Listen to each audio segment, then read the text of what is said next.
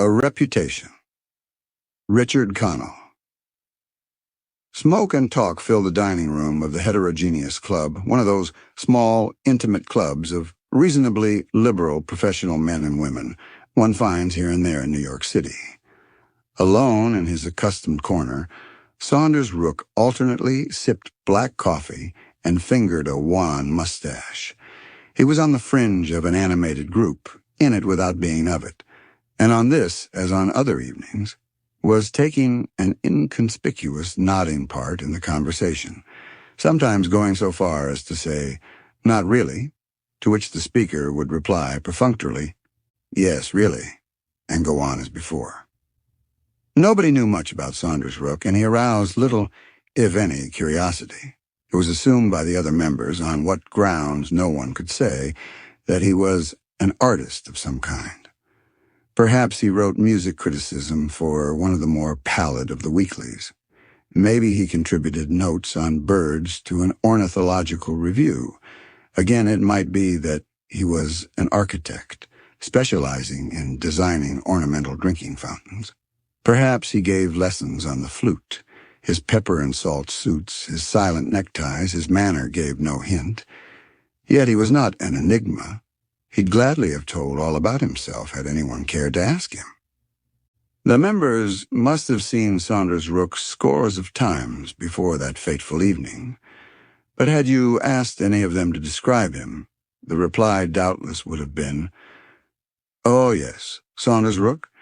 I believe there is such a fellow around the club. Let me see. No, I don't think he's very tall, or very short, or very dark, or very light. In fact, I don't believe he's very anything." How and when he had become a member of the club, no one knew, and presumably no one had ever been concerned about knowing. Perhaps he was a friend of a member now deceased. He dined at the club 4 or 5 times a week and paid his bills. No one remembered having seen his face anywhere else. The Heterogeneous Club is proud of the range and brilliance of its talk, but until this night, it had never discussed Saunders Rook. After this night, it could talk of little else. Saunders Rook was not a glum, sullen, aloof soul. He was not unnoticed by choice. Evening after evening, he was on the edge of the circle of talk, listening, as politely attentive as a well-trained collie. He may even have ventured on 1 or 2 occasions to come out with something positive. But if he ever did so, it made no impression on the members of the club, and they were a not unimpressionable lot. On this night, as he sat over his coffee, Saunders Rook from time to time moistened his lips with his tongue and cleared his throat as if he were making ready to say something important, and then compressed his lips, as if he had decided that it was not worth saying. The truth was that Saunders Rook was afflicted with cab-wit, that he was one of those unfortunates who think of the bright things they might have said only while on their way home in a taxicab. He was oppressed by the knowledge that if he did say anything, it would probably be as colorless and unoriginal as he suspected himself to be. He was oppressed mildly, for he was mild in all things, by the certainty that he could not compete with the witty Max Guy or the sparkling Lucille da Vega, who could always quote something arresting from Krafft Ebing. He did not enjoy being ignored any more than any other man does, and he had his full share of man's natural desire for a beam of the limelight. A craving for attention had of late been growing more insistent within him. His mind began to play with ideas which, he reasoned, if uttered in a loud enough voice, might bring his hearers to their and his feet. He wanted just for once to cause a stir. He was able to live in modest comfort, for he was an orphan and a bachelor. He had a season ticket to the opera. His health was good. If he had a cross, it was a light one. Minor editors of minor magazines usually rejected his minor essays, imitations of Charles Lamb, hymning the joys of pipe smoking and pork chops. So it startled him not a little to hear himself announcing his imminent self-destruction. But it produced the desired effect with an electrical suddenness. The lull became a hush. Not only the group at his own long table, but other groups had heard, and the eyes of the entire room were directed to the man with the wan mustache. Saunders Rook had not thought that far ahead, and the question confused him. He wanted very much to say, "Of course, I was only jesting." No, he couldn't do that. What a dolt they'd think him. Hastily, he ransacked his brain, cleared his throat to gain time, and declared, "As a protest against the state of civilization in America." Again, sheer inspiration. The state of civilization, up to that moment, had never worried him. He heard an interested ripple run round the room. "But what do you consider the state of civilization to be?" asked Max Sky, bending toward him. "Rotten," said Saunders Rook emphatically. Now that he was in for it, there was no sense in halfway expressions. Rotten, if not elegant, was strong, he decided. He heard someone in a corner whisper, "I say, who is that fella?" Why his name is Book or Cook or something," was the whispered answer. He smiled. He hoped they would think it the quiet, resolute smile of martyrdom. "But Mr. Rook," said Lucille de Vega, "have you made all your plans?" Here was another contingency for which he had not prepared. He slowly cleared his throat. "I have," he said gravely. Then, with a touch of mystery, added, "And I haven't." He hoped they would probe no further, but the Heterogeneous Club is composed of inveterate probers. "Oh, won't you tell us all about them?" As Lucille de Vega said this, she clasped her hands. Mr. Rook frowned ever so slightly. They acted as if he were planning a trip to Bermuda. He'd have to show them how deadly in earnest he was. "If you insist," he said, his mind groping wildly for plans. Unanimously they insisted. "Mind you, it must go no further than this room," he said. They all said that of course it wouldn't. "Well," said Saunders Rook, speaking very deliberately, "of course, you see, since it is to be a protest, it must have a certain amount of publicity." Everyone nodded approvingly. "So I thought," he felt his way along, "that I should do it in some rather public place." "Central Park?" suggested Max Sky. "Exactly," replied Saunders Rook, grasping at the idea. "The very place I had in mind." There were murmurs of "splendid." A big thought. There's a lot more to these quiet chaps than meets the eye. Saunders Rook, hearing, glowed. Just then Oscar Findlater made one of his infrequent appearances at the club. The members were proud of belonging to the same club as Oscar Findlater, who was editor of The Liberal Voice, most advanced and oracular of weeklies. He was a vastly serious person of Jovian demeanor. Usually the members flocked about him to catch the pronouncements that dropped from his lips, but on this evening they only nodded toward him and continued to gaze expectantly at Saunders Rook. To Saunders Rook, Oscar Findlater had always seemed a god. Despite the fact that The Liberal Voice had rejected numerous choice essays on pipe smoking by the fireplace and kindred topics over which Saunders Rook had toiled. He had mildly envied the attention paid to the editorial Olympian. Now he, Saunders Rook, was actually stealing the spotlight from the great man. It was most pleasant. "Good evening, Findlater," said Max Sky. "You know Saunders Rook, don't you?" The editor murmured something about never having had that pleasure. "Rook," announced Max Sky impressively, "is going to commit suicide." "On the 4th of July, added Judy Atwater. "As a protest," contributed Rogers Joyce. "Against the rotten condition of civilization in America," finished Lucille de Vega. Oscar Findlater gazed at the wan mustache with sharpened interest. "Not really?" he exclaimed. "Yes," said Saunders Rook, in the voice of a man whose mind is irrevocably made up. "Really." "By Jove!" cried Oscar Findlater, and sat down. He was plainly stirred. "Do you mind talking to me about it?" "Not at all," said Saunders Rook. trying to inject casualness into his tone. "If you think it at all interesting." "Interesting?" Oscar Findlater excitedly stroked the black ribbon that streamed from his nose glasses. "Why, man alive, it's overpowering. Biggest idea I've struck this year." He studied Saunders Rook. "Your mind is made up?" the great man asked. "Absolutely. Nothing can change it?" "Nothing." "Well," said Findlater with a sigh, "then I suppose we must make the best of it." He sank his head on his bosom, the usual attitude by which his disciples knew he was submerged in thought. Then he said, "Rook, would you consider doing a series of essays for the liberal voice?" Would he? What a question. Saunders Rook could only nod. "Let's say 6 essays tracing the genesis of the idea, and a reigning civilization." But Saunders Rook merely nodded. "Of course," went on Oscar Findlater. "There are only 3 weeks between now." He paused, embarrassed. "And then?" Saunders Rook murmured, "Of course." "Still," exclaimed Oscar Findlater, struck by a happy thought, "we could bring out the last 3 posthumously."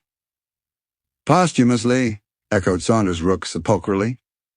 At that second came again the impulse to say, "But of course, this is all in fun." He stifled it. After all, it was something to have essays in the liberal voice, even posthumously. "How long should they be?" Saunders Rook found himself asking carelessly. "Oh, about 3,000 words, more if necessary. Not too heavy in tone, of course, or morbid. Readable, almost chatty, but with an underlying strain of philosophy." "Precisely," said Saunders Rook. "We'll want the first one immediately," said the editor. "You shall have it," promised Saunders Rook. He could not but note the admiration, almost awe, in the circle of eyes. He was wise enough to depart before the spell was broken. "Well," he said, rising, "I think I'll run along to bed now. Can't be too careful of my health, He tossed this last sentence off with a grim smile. He was full of inspiration tonight. The members crowded around him. "Will you come to my studio for tea tomorrow?" asked Lucille de Vega. "And dine with me afterward at the Authors Club," insisted Max Guy. "Some fellows I want you to meet." "We'd love to have you come up to Croton for a weekend," said Rogers Joyce. "The crowd up there would like to know you. Jolly lot. Keen on new ideas like yours." For the first time in his 33 years, Saunders Rook had the gratifying sensation of being inundated with invitations, of being sought after. He consulted a date book, appeared surprised to find that it so happened that he was not booked up to any extent in the near future, and accepted sundry invitations. As he strolled to his snug 2 rooms and bath in Grove Street, Saunders Rook could not but congratulate himself on being a singularly fortunate fellow. At the tea given by Lucille de Vega Saunders, Rook experienced a new and not unwelcome sensation. He was lionized. He found it extremely pleasant to play the lion to a studio of pretty women. He noted how the tea went cold and the toast untasted as they flocked around him. Also, each one found an opportunity to take him aside and say, "Of course you don't really mean it." "But I do," he would reply almost severely. "But what have you against civilization?" "It's rotten," he would growl. He was getting better and better in the role. "Oh, Mr. Rook." He enjoyed the sensation he was creating. One girl, Marjorie Story, who was young and had red hair, a combination that sometimes appeared in Saunders Rook's dreams and private yearnings, whispered to him that she was sure he was disappointed in love. But, she added archly, there were plenty of uncaught fish in the sea. He said sternly that love, or lack of it, did not enter into his plan at all. The act he was to perform was to be a perfectly calm, philosophic protest against the state of civilization in America. "You will remember," he told her, "how the early Christians walked naked into the arenas as a protest against the brutality of the gladiatorial combats. My motive, I hope, is equally untinged by any selfish emotion." His heart was accelerated by her glance, so full of compassion. She said a little diffidently that she was a painter, and would he sit for his portrait? She'd love to do it. Her studio was number 148. No, he interrupted, he could not. Actually, he wanted to very much. He was busy, he explained, on a series of essays for the Liberal Voice. "After that, then?" she suggested. "For me," said Saunders Rook, "there will be no after that." Her blue eyes were full of sympathy. "It seems too bad," she said. "You are still so young." He smiled a smile of practiced cynicism. "In years, perhaps," he said. He saw that he had moved her. Decidedly, this new role of his was worth playing, said Saunders Rook to himself as he donned his dinner jacket that night in preparation for his dinner with Mac Skye at the Authors Club. He was pleased with himself. In retrospect were the sympathetic blue eyes of Marjorie Story. In prospect, a dinner among the celebrities of the Authors Club, into which sacred premises he had never gone physically, but solely in his most roseate imaginings. Mac Skye, who was a poet of no mean repute, introduced Saunders Rook to a group of notable men. "This," said Mac Skye with the air of a showman, "is Mr. Saunders Rook, who is going to commit suicide on the 4th of July." Saunders Rook bowed to them. Gravely they bowed back and stared at him, fascinated. "In Central Park," continued Mac Skye. Saunders Rook bowed deeply. "As a protest against the rotten state of our civilization," added Mac Skye. Saunders Rook again bowed. They returned his bows with marked deference, he noted delightedly. He managed, however, to maintain an air of great world-weariness as he said, "When one feels as I do about it, what else can one do?" He had rehearsed this coming up in the taxicab. "Mr. Rook is writing a series of 6 essays for the Liberal Voice," announced Mac Skye, plainly proud to be the discoverer and friend of so remarkable a man. "But," objected Deline, the novelist, a man Saunders Rook had long admired from afar, "how can you publish 6 essays? It's June now. When could the last 3 be published?" "Posthumously," said Saunders Rook with a touch of pride. "Posthumously?" They all repeated the word as if there was magic in it. "But why do you feel that the state of civilization requires so drastic a protest?" Deline asked this question as Saunders Rook was enjoying the 3rd course, tender roast young guinea fowl with mushrooms. Rook loved good food. "Because," said Saunders Rook with the fork poised, "it's rotten." Around the table went murmurs of approbation and interest. "But my dear fellow," exclaimed Deline, warmly laying his hand on Saunders Rook's arm, "we need men like you." "Yes, yes," cried others about the table. "America needs men with the courage of their convictions." "You see," said Deline with a wave of his hand, "you're needed." No one had ever before intimated to Saunders Rook that he was in the least needed.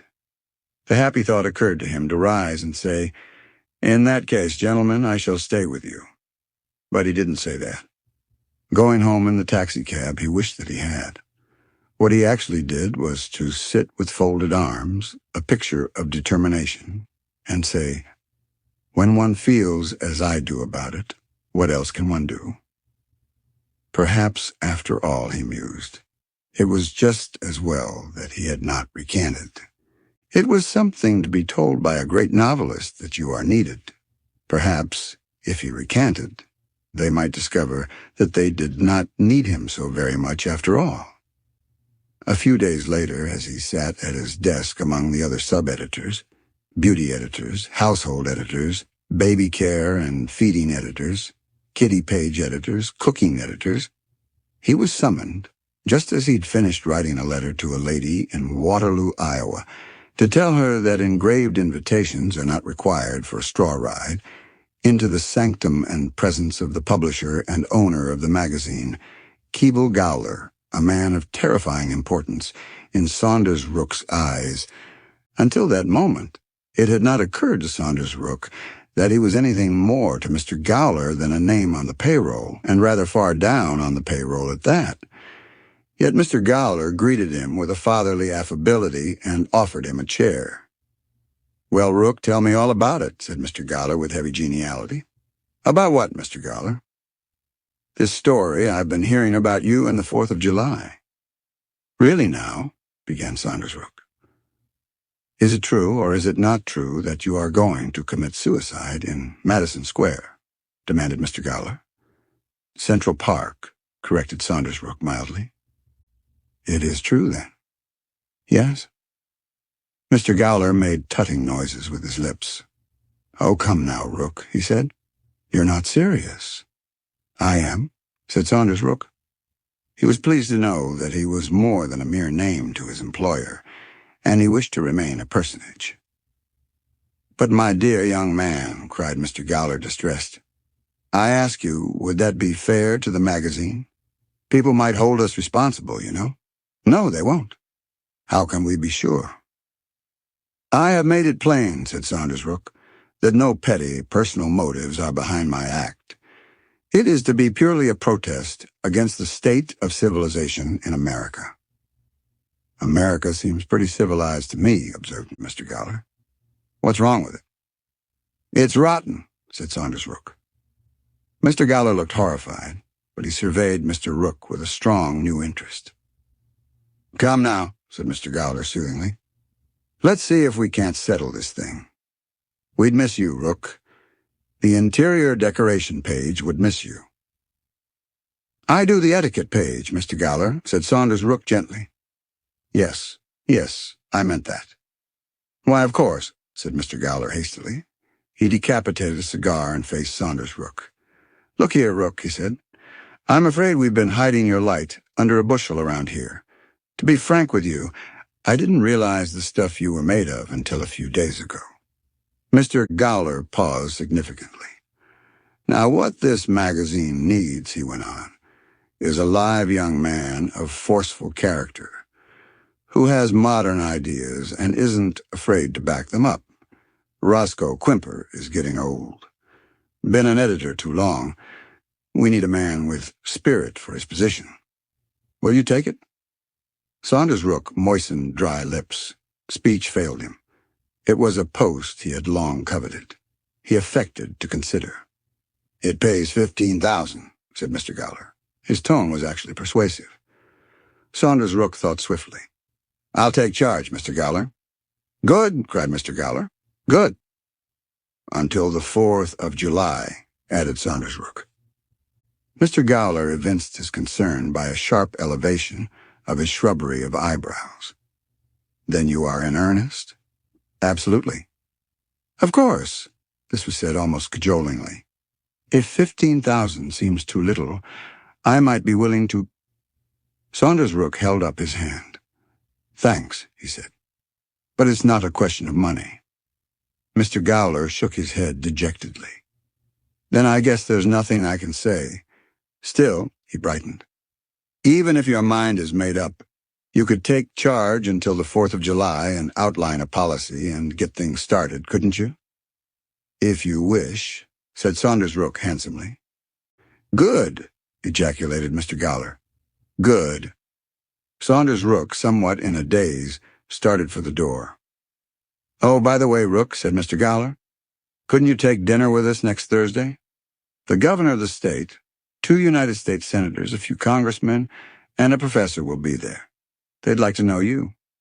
Saunders Rook riffled through his date book and said he might be late, as he had 2 teas and a talk before a Brooklyn club scheduled for that day, but that he would try to get to the dinner in time for the dessert. Mr. Gowler was greatly obliged to him. At the dinner at Keble Gowler's Fifth Avenue house, the attention paid to Saunders Rook by the governor. Over his after-dinner liqueur, the governor declared that, if necessary, he would do the only thing he could think of to prevent Saunders Rook from robbing the state of so valued a citizen, and that was call out the militia.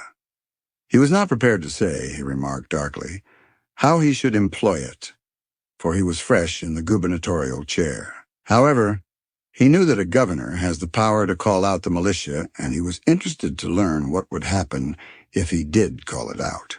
Surely the case of Saunders Rook, he maintained, warranted the step. The senator from Alabama promised that he would see the president at once and volunteered to get the cooperation of federal troops to help the governor's militia. Saunders Rook listened, sphinx-like, outwardly impassive, inwardly agog. The senator from North Dakota said that it had not before been called to his attention that the state of civilization in these United States was sufficiently rotten to cause a man of his good friend Rook's high type to plan so violent a protest. But now that it had been called to his attention, something should be done about it by the Senate. Political considerations, he said, prevented him from committing himself to any definite program. But this he would do. He would rush back to Washington on the morrow and start a senatorial investigation into civilization at which Saunders Rook would be the chief witness. One of the congressmen present said that for his part he was prepared to introduce a resolution in the House of Representatives calling for the immediate appropriation of $300,000 for the establishing of a congressional commission of 7 on civilization, and that, obviously, the only person for the chairmanship was Mr. Rook. Another congressman said he was in hearty agreement with his honorable colleague in principle, but would like to amend the bill so that it would call for $800,000 and a commission of 21. While they were debating this point, Saunders Rook forced himself to depart. He had to look over the proofs of his article in the Liberal Voice, he said. Keble Gowler himself helped Saunders Rook on with his coat and urged him to come again. The appearance of the first Rook article brought him a tidal wave of letters. Scores of persons in all parts of the globe begged him for various reasons not to do it. 2 elderly ladies offered to adopt him and leave him their not inconsiderable estates. A group of young Russian radicals by cable offered to jump into the Volga on the 4th of July to show they were in sympathy with him. 11 clergymen asked permission to call. A publishing house offered him a handsome figure for his diary and novel, or what had he? 14 ladies of different ages offered to marry him, and of these 7 sent photographs, of which 2 were quite personable. 3 motion picture companies asked him to name his own price for the exclusive rights. A vaudeville syndicate offered him $2,000 a week for a 10-minute monologue twice daily until the 4th of July. The police commissioner wrote to warn him that suicide is an offense amounting to disorderly conduct and is punishable by fine or imprisonment, or both. A procession of reporters, photographers, feature story writers, and interviewers invaded his apartment. In newspapers and magazines, his wan features began to appear, accompanied by stories of varying degrees of accuracy. He began to be pointed out on the street. Ribs nudged as he passed. He loved it. Crowded days passed, days full of pleasurable excitement and intense living for Saunders Rook. So swiftly did they speed by that it was a distinct shock for him one morning to be awakened by a boy with a tall stack of telegrams. The messages were from many people and many places. Some urged, begged, and a few even conjured him not to do it today. Many said simply, "Farewell? Today?" Saunders Rook glanced at the date on the telegrams, July 4th. He dressed himself with care in his new gray suit and lavender tie, took his bamboo stick, and sauntered up Fifth Avenue. It was a delicious, sunlit day. The avenue was bright with flags. Somewhere a parade was forming, and he heard the gay sounds of distant bands. Life had never seemed quite so fair to Saunders Rook, and he stopped abruptly. What of tomorrow? Today, the 4th of July, and the eyes of the nation were on him. He bought a morning paper. Yes, there he was on the front page, a picture, smudged, but resolute-looking, and a 2-column headline. Saunders self-slain today for civilization's sake. He wiped his brow with his silk handkerchief. It was impossible for him not to think of himself on July 5th, also July 6th, 7th, 8th. What a lot of dynamite there is in one little word, he muttered to himself. What a difference there is between Saunders Rook, the man who was going to commit suicide on the 4th of July, and Saunders Rook, the man who was going to commit suicide on the 4th of July. One is romantic, promising, glorious. The other is the epitaph of a weakling, a turncoat, a failure. He stopped before a picture store and moodily gazed at a seascape in the window. He recalled that some sage has said, "Any man can make a reputation. It takes a real man to keep one." He had a reputation, he reflected. He derived pleasure from that fact, even now. It was more than he had dared hope for. 3 weeks before, it had seemed that he had been cast for a minor role in life. The voice of the mob off stage. Almost overnight he had attained stardom. He who had never expected to have a line to speak had strutted and postured and declaimed in the center of the stage and heard the sweet music of applause. Today he was a hero. Tomorrow he would be a joke. The day was warm, but he shuddered. A holiday crowd in summer colors was passing. There was laughter in the air. How intelligent the people looked, he mused, and how civilized. A graceful, powerful motor car purred by. He paused before a window full of books and saw many that interested him. He glanced up at the spired heights of a church, and his gaze traveled onward to a new building, towering, shapely, beautiful. Men, he reflected, had made it, had shaped the steel and stone to their will. The paper dropped from his fingers, and a passing stranger courteously picked it up and handed it to Saunders Rook with a friendly smile. Saunders Rook felt an impulse to cry aloud. This land, these times aren't so rotten after all. The words died stillborn. Down 52nd Street, he heard the shrill cry of a newsboy. "All about Saunders Rook, the martyr!" He hurried on toward Central Park. The governor had kept his word. He had called out the militia. Alert soldiers with fixed bayonets patrolled the paths and scrutinized the picnickers from under their hat brims. The green lawns were dotted with blue policemen. They, too, were watchful. Indeed, as Saunders Rook slipped into the park, unrecognized, he saw a burly officer collar a mild, blond little man, and heard the man protesting loudly that he was not Saunders Rook, but only Ole Svensson, a pastry cook, and that the thing he had just eaten was not poison, but a banana. As he left the man struggling in the hands of the law, Saunders Rook shrugged his shoulders, smiled a pale smile, and penetrated deeper into the park. "They've gone to a lot of trouble on my account," he said to himself, almost proudly. It wasn't always like that. Funny how little interest people took in me when I only wanted to live. He picked a flower and stuck it in his buttonhole. "It's great to have a reputation," he remarked. Then, as he paced along, added, "But it's tough to have to live up to it." He had reached the sequestered end of the reservoir and, glancing about, saw neither soldier nor policeman in sight. "Stupid, incompetent fools," he muttered. He stood looking down into the cool, clear water. Then he raised his head and drew the fresh air into his lungs and expelled it with a sigh. How well he felt. Slowly from an inside pocket he took his little red date book and with his fountain pen wrote in his round, precise hand, "I do this as a protest against the rotten state of civilization. Saunders Rook." He blotted it neatly with a pocket blotter. He looked up at the smiling sky and sighed deeply. "Still, after all, a reputation is a reputation," he said. Then he jumped. The end of the story. Like, comment and subscribe to support the channel.